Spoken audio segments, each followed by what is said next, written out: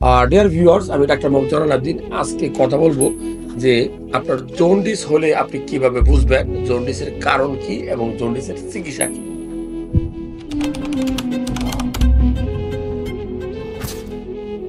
খুবই ইম্পর্টেন্ট যে জন্ডিস রোগের লক্ষণ কি। তাহলে আমি প্রথমে বলবো জন্ডিস রোগের লক্ষণ।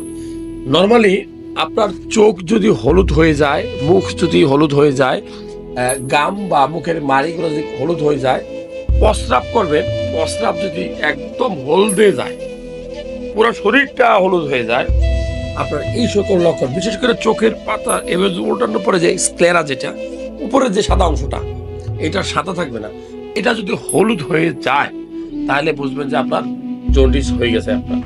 কেননা প্রস্রাব নর্মালি কম পানি খেলেও হলুদ হতে পারে, বাট অথবা কিডনিতে সমস্যা হলেও প্রস্রাব কিছুটা হলদে ভাব হতে পারে।